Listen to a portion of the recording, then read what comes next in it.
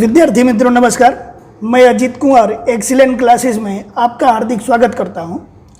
आज हम लोग मनुष्य के हृदय के बारे में पढ़ेंगे।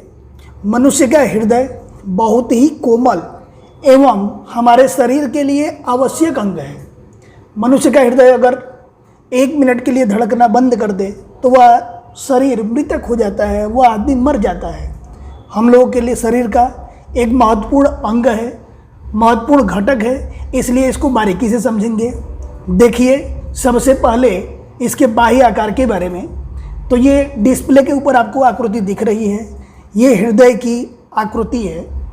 बाहर से देखने में हृदय ऐसा ही लगता है। अब हम लोगों की किताब में इसके अंदर क्या क्या है, हृदय को अगर ठीक बीच से काट दिया जाए तो काटने के बाद अंदर क्या क्या दिखते हैं उसके बारे में पढ़ना है। और उसी के बारे में एग्जाम में पूछा भी जाता है।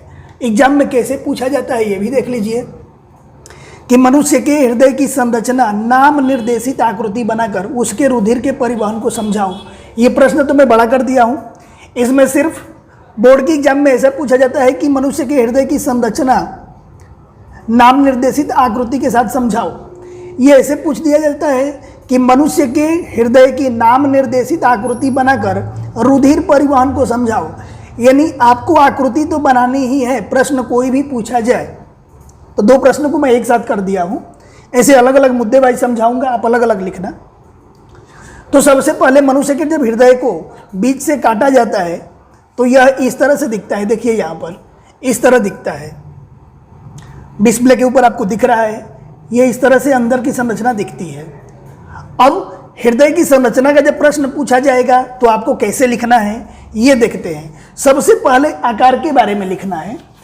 आकार में क्या होता है, तो मनुष्य के हृदय का आकार 1 मुट्ठी जितना होता है। कितना होता है? 1 मुट्ठी जितना होता है। और यह शंकु के आकार का होता है। अगर आपको समझ में आ गया, इसका आकार 1 मुट्ठी होगा और शंकु के जितना होगा। पहला टॉपिक यही है, मनुष्य के हृदय का आकार 1 मुट्ठी जितना होता है या शंकु के आकार का होता है। दूसरा भी इसके स्थान के बारे में पढ़े कि हृदय का स्थान शरीर के अंदर कहाँ पे है। तो यह दोनों फेफड़ों के बीच में पाया जाता है। हृदय कहाँ पे पाया जाता है? दोनों फेफड़ों के बीच में पाया जाता है और कुछ बाईं ओर झुका हुआ होता है।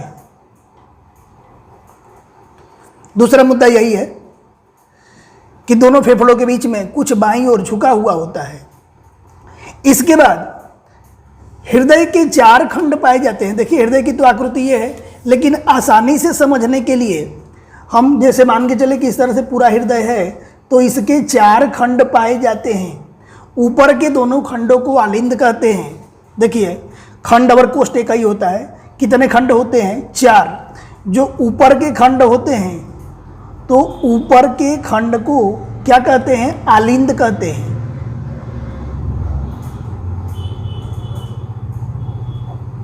और नीचे के खंड को हम क्या कहते हैं? निलय कहते हैं। अब यहाँ आकृति में देखिए, ऊपर के खंड को आलिंद कहते हैं, नीचे के खंड को क्या कहते हैं? निलय कहते हैं। तो 2 आलिंद हो गए और 2 निलय हो गए। ऊपर के दोनों आलिंद है, नीचे के दोनों निलय है। अब इधर वाले को हम कहते हैं बायां आलिंद।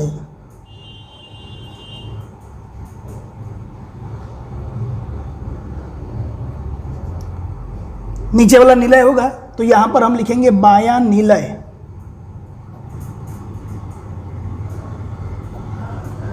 इधर वाले को कहते हैं, ऊपर वाला आलिंद रहता है तो यहां लिखेंगे दायां आलिंद और यहां होगा दायां निलय। देखिए कई बार विकल्प में प्रश्न पूछा जाता है कि मनुष्य के हृदय के कितने खंड होते हैं, तो 4 खंड होते हैं। चतुष्खंडीय हृदय भी बोला जाता है इसको ध्यान रखना। ऊपर के दोनों खंडों को आलिंद कहते हैं, नीचे के दोनों खंडों को क्या कहते हैं? निलय कहते हैं। अब एक चीज और ध्यान रखना है कि जो आलिंद होती है उसकी जो दीवार होती है वह पतली होती है। आलिंद की दीवार कैसी होती है? पतली होती है। और निलय की दीवार कैसी होती है? मोटी होती है। नीलय की दीवार कैसी होगी? मोटी होगी। और ये मोटी क्यों होती है? क्योंकि नीलय से पूरे शरीर में रुधिर का प्रवाह किया जाता है।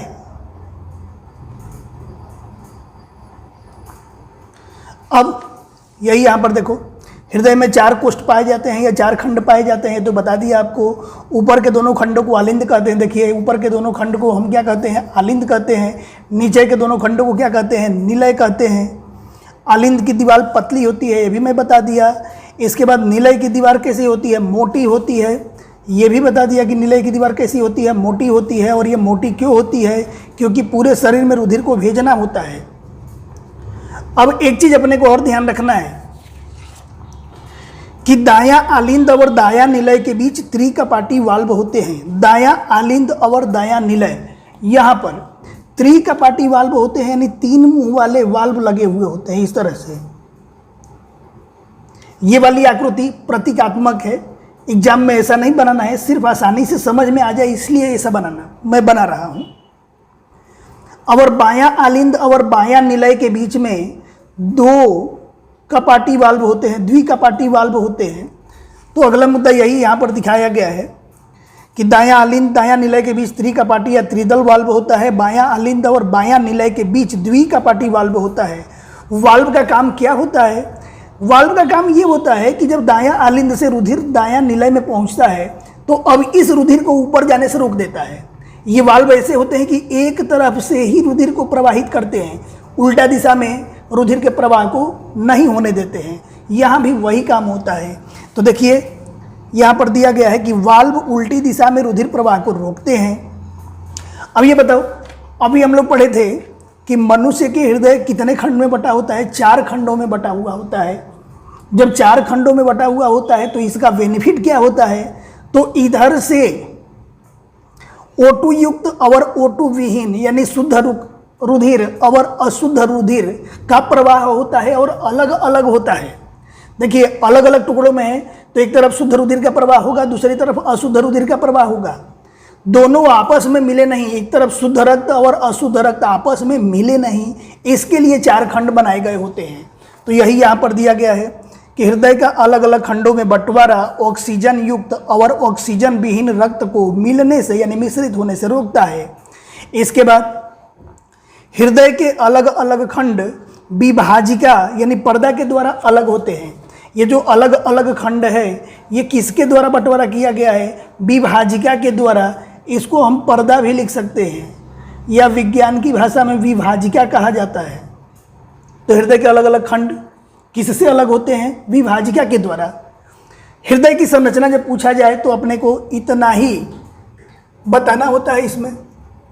अब देखिए, इसमें हम लोग देख लेते हैं हृदय की संरचना में 4 खंड पाए जाते हैं। ये रहा पहला खंड, ये दूसरा खंड, ये तीसरा खंड और ये चौथा खंड। ऊपर वाले दोनों खंडों को आलिंद कहते हैं। तो देखिए, यहाँ पर लिखा गया है दायां आलिंद और यहाँ पर ये लिखा गया है बायां आलिंद। नीचे वाले दोनों खंडों को निलय कहते हैं। तो ये दायां निलय है और ये बायां निलय है। ये विभाजिका, मैं बताया कि खंडों को अलग करने के लिए बीच में क्या होता है? विभाजिका होता है। इसके बाद आलिंद की जो दीवार है, देखिए आलिंद कहाँ गया? ये रहा एक आलिंद।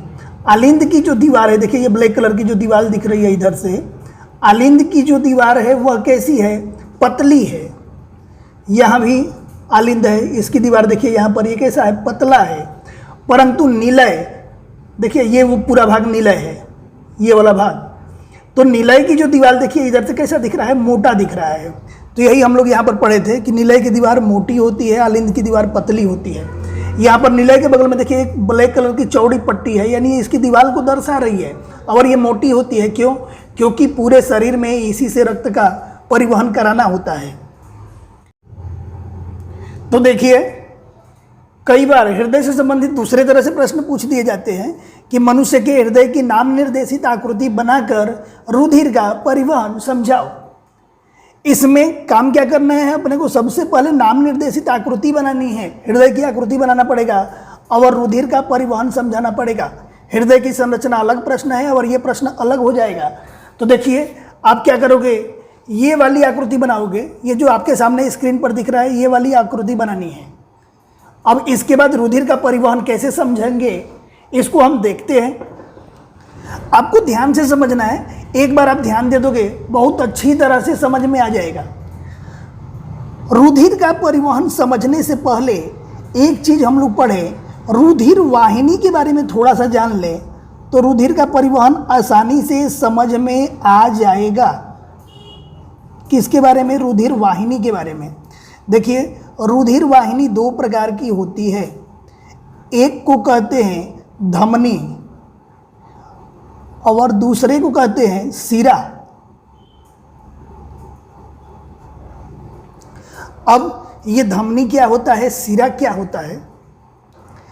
हमारे शरीर में दो तरह की रुधिर वाहिनियां होती है, दो तरह की नसें होती है, जिसको हम लोग बोलचाल की भाषा में नस कहते हैं।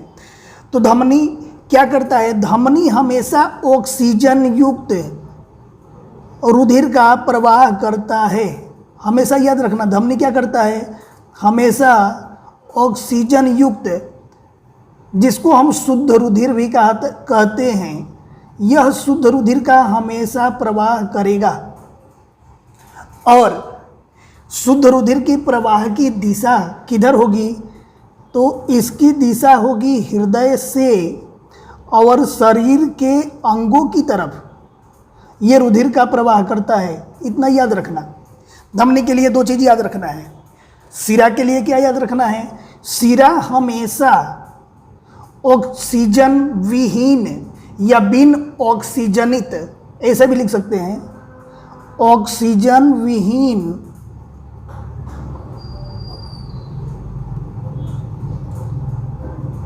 या बिन ऑक्सीजनित या ये तीनों एक ही रक्त हैं, इनका प्रवाह कौन करता है? सिरा। कुल मिला के ऑक्सीजन विहीन का मतलब अशुद्ध रक्त। इसको हम CO2 युक्त भी लिख सकते हैं, कार्बन डाइऑक्साइड युक्त। और इसकी दिशा किधर होती है? सिरा क्या करता है? सिरा शरीर के अंगों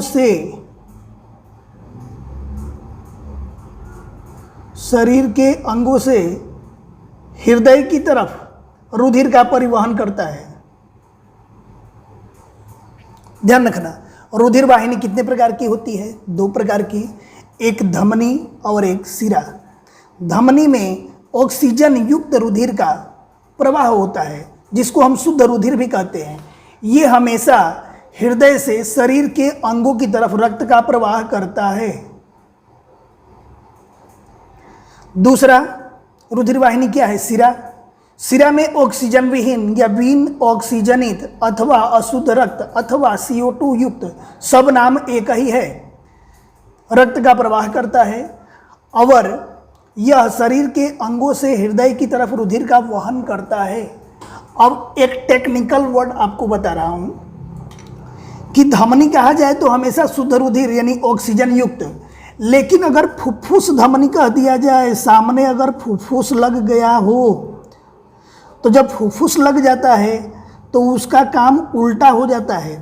अगर फुफ्फुस धमनी कहा जाएगा तो धमनी किसका प्रवाह करता है? शुद्ध रुधिर का यानी ऑक्सीजन युक्त का। लेकिन फुफ्फुस धमनी अगर कहा जाए तो ये हमेशा अशुद्ध रक्त का प्रवाह करेगा।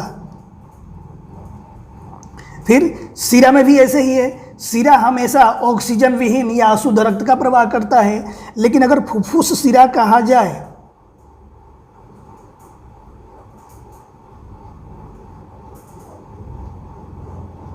तो ये फुफ्फुस सिरा हमेशा शुद्ध रक्त या ऑक्सीजन युक्त रक्त का प्रवाह करता है।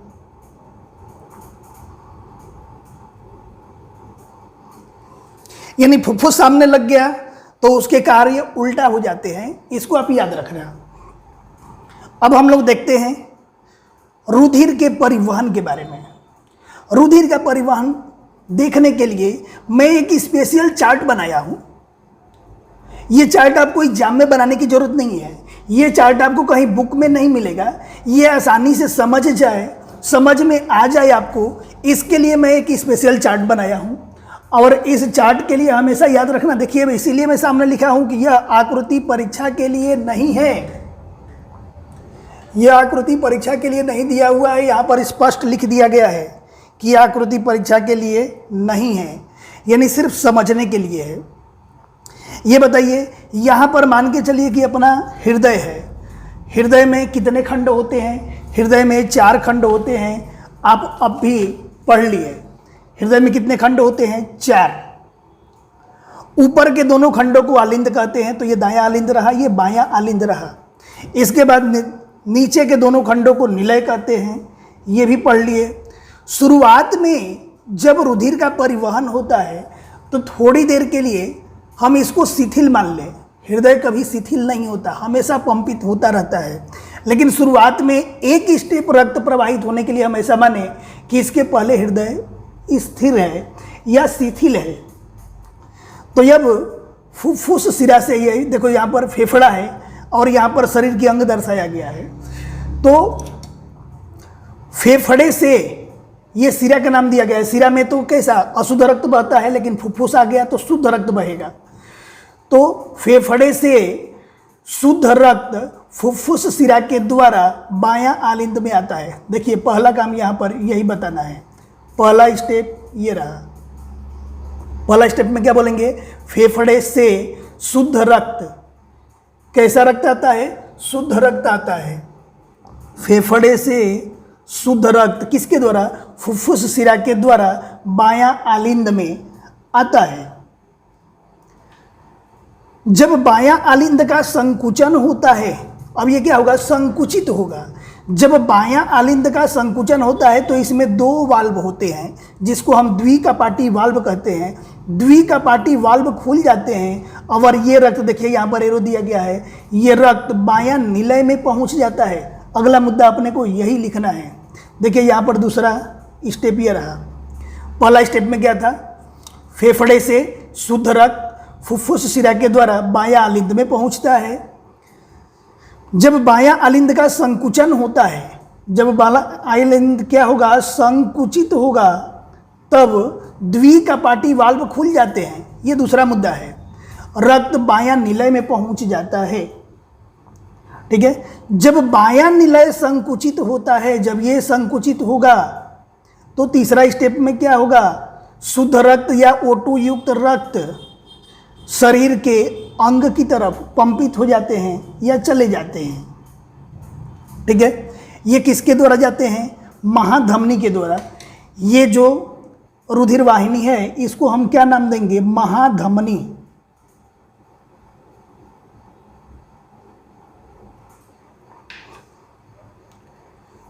फिर से एक बार इसको अपने ध्यान से देख लें। मनुष्य के हृदय में 4 खंड होते हैं। ऊपर के दोनों खंडों को आलिंद कहते हैं, नीचे के दोनों खंडों को निलय कहते हैं। फेफड़े से शुद्ध रक्त फुफ्फुस शिरा के द्वारा बायां आलिंद में पहुंचता है। बायां आलिंद का जब संकुचन होता है तो द्विकपाटी वाल्व खुल जाते हैं। ये कैसे वाल्व है? द्विकपाटी वाल्व है। अब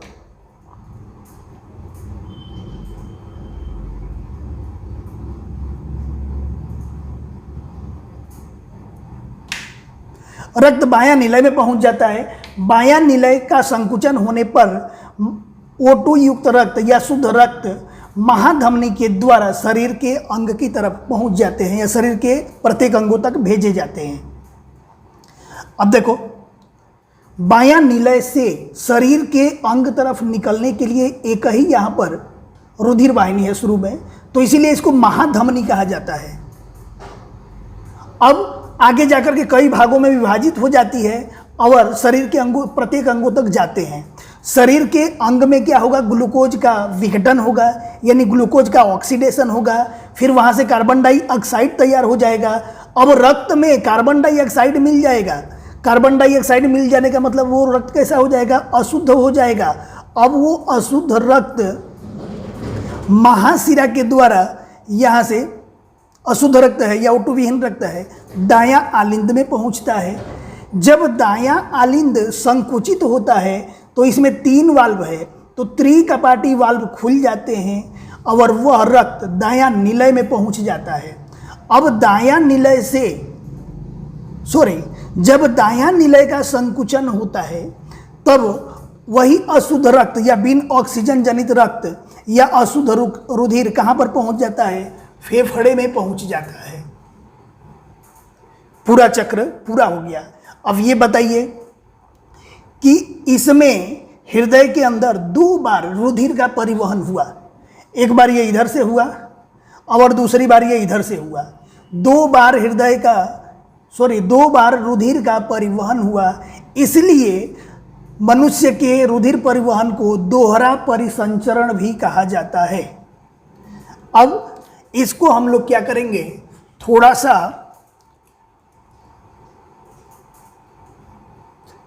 प्रश्न का आंसर कैसे लिखा जाएगा ये भी मैं यहाँ पर रखा हुआ हूँ, लिख करके रखा हुआ हूँ, आप देखते चलिए। पहला मुद्दा मैं क्या बताया आकृति में कि मनुष्य के हृदय में 4 खंड होते हैं। ऊपर के दोनों खंडों को आलिंद, नीचे के दोनों खंडों को निलय कहते हैं। देखिए यही है, मनुष्य के हृदय में 4 खंड है, ऊपर के दोनों खंडों को आलिंद और नीचे के दोनों खंडों को निलय कहते हैं। शुरुआत में हम क्या माने थे कि चारों खंड शिथिल है। व्यवहार में तो कभी होता नहीं है, लेकिन परिसंचरण को समझने के लिए ऐसा समझ लेते हैं कि शुरुआत में चारों खंड शिथिल है। रुधिर परिवहन के शुरुआत में चारों खंड शिथिल होते हैं। अब परिवहन कैसे हुआ? फुफ्फुस से यानी फेफड़े से शुद्ध रक्त या ऑक्सीजन युक्त रक्त किसके द्वारा? फुफ्फुस शिरा के द्वारा बायां आलिंद में पहुंचा। यही यहाँ पर है, फुफ्फुस शिरा से फेफड़े द्वारा ऑक्सीजन युक्त रुधिर बाएं आलिंद में जाता है। अब क्या होता है, बायां आलिंद का संकुचन होता है। तो यही है, बायां आलिंद का संकुचन होता है तो द्विकपाटी वाल्व खुल जाते हैं। देखिए यहाँ पर 2 वाल्व हैं, द्विकपाटी वाल्व खुल गए और रक्त बाएं आलिंद से बाएं निलय में पहुंच जाता है। रक्त कहाँ पे था? बाएं आलिंद में। जब वाल्व खुल गया तो यहाँ पर बाएं निलय में पहुंच जाता है। अब जब बायां निलय संकुचित होता है तो द्विकपाटी वाल्व बंद हो जाता है। देखिए जब बायां निलय संकुचित होगा तो ये वाल्व बंद हो जाएंगे अपने आप। जब ये वाल्व बंद हो जाएंगे तो ऊपर से नीचे आने के लिए रास्ता क्या था? सिर्फ वाल्व थे। जब वाल्व बंद हो जाते हैं तो अब नीचे से ऊपर की तरफ रक्त प्रवाहित नहीं होता। अब वो रक्त कहाँ से प्रवाहित होगा? इधर से महाधमनी के द्वारा रुधिर शरीर के अंग तक जाते हैं। ये बायां निलय संकुचित होता है तो द्विकपाटी वाल्व बंद हो जाता है। महाधमनी के द्वारा O2 युक्त रुधिर शरीर के अंगों की तरफ पंपित होकर जाता है। अब हम लोग इधर वाला पढ़ें। शरीर के अंग में क्या होगा? ग्लूकोज का विघटन होगा। शुद्ध रुधिर क्या हो जाएगा? अशुद्ध हो जाएगा, या कार्बन डाइऑक्साइड युक्त हो जाएगा, या बिन ऑक्सीजनित हो जाएगा। तो वह महाशिरा के द्वारा दायां आलिंद में पहुंचता है। तो यहाँ पर दिया गया है कि जब दायां आलिंद शिथिल रहता है तो महाशिरा से शरीर के विविध अंगों से O2 विहीन यह और दाएं आलिंद में प्रवेश करता है। दायां आलिंद में यहाँ से यह रक्त प्रवेश करता है। इसके बाद जब दायां आलिंद संकुचित होता है तो त्रिकपाटी वाल्व खुल जाता है। जब दायां आलिंद संकुचित होगा तो यहाँ पर 3 वाल्व है। तीनों वाल्व क्या हो जाएंगे? खुल जाएंगे और रक्त दायां आलिंद से दायां निलय में पहुँच जाता है। दाएं निलय में पहुँच जाता है। दाएं निलय के संकुचन होने पर त्रिकपाटी वाल्व बंद हो जाएगा। देखो जब इसका संकुचन होगा तो फिर से वापस ये तीनों वाल्व क्या हो जाते हैं? बंद हो जाते हैं। और जब तीनों वाल्व बंद हो जाते हैं तो ये बताओ रुधिर कैसा है? अशुद्ध है, इधर से O2 विहीन है। तो यहाँ से फुफ्फुस धमनी के द्वारा, देखो धमनी तो हमेशा शुद्ध रुधिर का परिवहन कराती है, परंतु यहाँ पर फुफ्फुस लिख दिया गया है, इसलिए अशुद्ध रुधिर का। मैं बताया था इसके पहले कि अगर फुफ्फुस लिख दिया गया हो तो काम उल्टा हो जाता है। अशुद्ध रुधिर को लेकर के हृदय की तरफ फेफड़े की तरफ पहुँच जाता है। अब एक काम और समझे, ये फेफड़ा क्या करता है? इधर से अशुद्ध रुधिर लेता है और इधर शुद्ध रुधिर देता है। इसका मतलब इसका काम क्या होता है? रक्त को शुद्ध करना। फेफड़े का मुख्य कार्य क्या होता है? रक्त को शुद्ध करना। फेफड़ा रक्त शुद्ध करने का कार्य करता है या कार्बन डाइऑक्साइड को निकालकर ऑक्सीजन मिलाने का कार्य करता है। शरीर के अंग क्या करते हैं? शरीर के अंग यहाँ से O2 युक्त रक्त लिए यानी शुद्ध रक्त लिए, यहाँ से अशुद्ध रक्त दिए, यानी रक्त में से ऑक्सीजन को लेकर के और ग्लूकोज का विघटन करते हैं या ऑक्सीडेशन करते हैं। जहाँ से कार्बन डाइऑक्साइड उत्पन्न होती है वही कार्बन डाइऑक्साइड रक्त के साथ मिल जाती है तो रक्त अशुद्ध हो जाता है और फिर से यह शुद्ध होने के लिए फेफड़ों के पास चला जाता है। अब हम लोग पढ़ेंगे कि अलग अलग प्राणियों में हृदय कैसे होते हैं, दूसरे प्राणियों के हृदय कैसे होते हैं। मनुष्य के हृदय के बारे में तो हम लोग पढ़ लिए। सबसे पहले मछली के बारे में पढ़े। देखो यहाँ प्रश्न क्या पूछा गया कि मछली से सस्तन तक हृदय के उद्विकास को समझाओ, या उच्च प्राणियों में हृदय और रुधिर का परिवहन किस प्रकार अलग अलग होता है, सब में अलग अलग कैसे होता है, यह समझाओ। सबसे पहले हम मछली के हृदय के बारे में पढ़े तो मछली के हृदय में 2 वाल्व होते हैं और हृदय से रुधिर को क्लोम यानी मछली के साइड का जहां आंख होती है वहीं पर साइड का जब गलफड़ा को उठाते हैं तो पिंक कलर का एक झालर दिखाई देता है जिसको हम क्लोम कहते हैं, उसको हिंदी में झालर कहा जाता है। तो हृदय से रुधिर को झालर के पास भेजा जाता है जहां रुधिर का ऑक्सीकृत होता है यानी रुधिर शुद्ध होता है या रुधिर में ऑक्सीजन मिलाया जाता है। हम लोग के रुधिर में ऑक्सीजन कहाँ मिलाया जाता था, फेफड़े में, और यहाँ पर रुधिर में ऑक्सीजन कहाँ पर मिलाया जाता है, झालर में। क्लोम में रुधिर का ऑक्सीकृत होने के बाद पूरे शरीर में भेजा जाता है। देखो जब क्लोम में या झालर में रुधिर शुद्ध हो जाएगा तो पूरे शरीर में भेज दिया जाएगा। मछली के शरीर में एक ही चक्र में एक ही बार रुधिर फेफड़े में प्रवेश करता है, इसलिए इसको दोहरा परिसंचरण नहीं कहते हैं, इसको एकहरा परिसंचरण कहते हैं या एक ही बार परिसंचरण हुआ ऐसा कहते हैं। अब हम लोग आगे देखें उभयजीवी अवर सरीसृप का हृदय। उभयजीवी का मतलब जो पानी में और जमीन पर दोनों जगह रहते हैं। सरीसृप यानी जो रेंग करके चलते हैं जैसे छिपकली, गिरगिट, मगरमच्छ, तो इनका हृदय कैसा होता है। पक्षी और सरीसृप प्राणी शीत रुधिर वाले प्राणी होते हैं। इनका रुधिर कैसा होता है, शीत होता है यानी ठंडा होता है। इनके शरीर का तापमान पर्यावरण के तापमान पर आधारित होता है, ये भी याद रखना। उभयजीवी और सरीसृप के शरीर का तापमान किसके ऊपर आधारित होता है, पर्यावरण के ऊपर। हम लोगों का पर्यावरण के ऊपर आधारित नहीं होता है, जिससे इनको अधिक ऊर्जा की आवश्यकता नहीं होती। जैसा तापमान होगा पर्यावरण का वैसा इनके शरीर का भी तापमान हो जाता है। हम लोगों का ऐसा नहीं है। हम लोगों का जब बाहर का वातावरण ठंडा होता है तो शरीर में ठंडक महसूस होने लगती है, शरीर उस ठंडी को सहन नहीं कर पाता तो हम अपने शरीर को ऊनी कपड़े से ढक लेते हैं कि हमारे शरीर का तापमान बाहर ना निकले, उष्मा बाहर ना निकले। इनको ऐसा नहीं होता है, इनको ठंडी के दिन में ठंडी महसूस नहीं होगी। जैसा वातावरण का तापमान होगा, जैसा पर्यावरण का तापमान होगा, वैसे ही शरीर का तापमान रहता है। तो इसलिए ज़्यादा ऊर्जा की आवश्यकता नहीं होती। हम लोगों को अपने ऊर्जा को बचाना पड़ता है, इसलिए अपने को अधिक ऊर्जा की ज़रूरत होती है। अब इनके हृदय के बारे में पढ़े तो इनका हृदय 3 खंडों वाला होता है। किसका किसका, उभयजीवी और सरीसृप का। ये सजीव ऑक्सीजन युक्त और ऑक्सीजन विहीन रक्त मिश्र होने पर भी कुछ सीमा तक सहन कर सकते हैं। हम अभी आप लोगों को बताए थे कि हम लोगों का हृदय 4 खंडों में बटा होता है। एक तरफ से यहाँ O2 युक्त रक्त का परिवहन होता है, दूसरी तरफ से CO2 युक्त या अशुद्ध रक्त का परिवहन होता है। कहीं पर दोनों आपस में मिश्र नहीं होते हैं, इसलिए 4 खंडों में बटा होता है। अगर रक्त आपस में मिक्स हो गए, मिश्र हो गए तो हम उसको सहन नहीं कर पाएंगे। परंतु उभयजीवी और सरीसृप ऐसे प्राणी हैं जिनका ऑक्सीजन युक्त और ऑक्सीजन विहीन रक्त अगर मिश्र भी हो जाए तो कुछ सीमा तक ये लोग सहन कर लेते हैं। अब आगे देखिए पक्षी और सस्तन वर्ग का हृदय। पक्षी और सस्तन, सस्तन का मतलब होता है कि ऐसे प्राणी जो अपने बच्चे को दूध पिलाते हों। तो पक्षी और सस्तन वर्ग का हृदय कितने खंडों वाला होता है, 4 खंडों वाला होता है। मनुष्य भी अपने बच्चे को दूध पिलाता है तो वो भी सस्तन वर्ग का प्राणी है।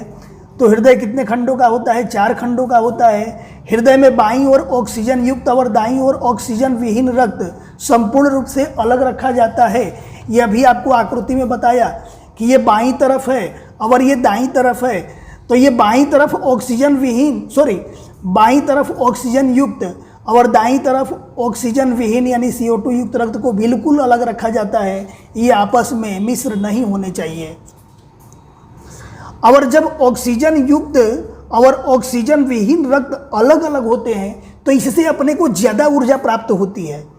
इस तरह का बंटवारा शरीर को उच्च दक्षतापूर्ण ऑक्सीजन की पूर्ति करता है, यानी बहुत ज़्यादा ऊर्जा प्रदान होता है या मिलता है। प्राणियों को अपना शरीर का तापमान बनाए रखने के लिए अधिक ऊर्जा की आवश्यकता होती है। अभी मैं बताया था कि उभयजीवी और सरीसृप ये पर्यावरण के तापमान पर अनुकूलित हो जाते हैं, इनको ज़्यादा ऊर्जा नहीं चाहिए। लेकिन हम लोगों के जैसे मान के चलो कि 98 फ़ारेनहाइट अगर शरीर का तापमान है तो इतना अपने को बनाए रखना ही पड़ेगा। इससे कम भी नहीं होना चाहिए, इससे ज़्यादा भी नहीं होना चाहिए। तो इसके लिए अपने को ज़्यादा ऊर्जा की आवश्यकता होती है। ये टॉपिक पूरा हो गया। विद्यार्थी मित्रों, अगर आपको ये वीडियो समझ में आया होगा तो आप इसे लाइक कर दो और अपने फ्रेंड्स को भेज दो ताकि उनको भी इसका लाभ मिल सके। सभी दोस्तों को फॉरवर्ड करो, शेयर करो। जय हिंद, जय भारत।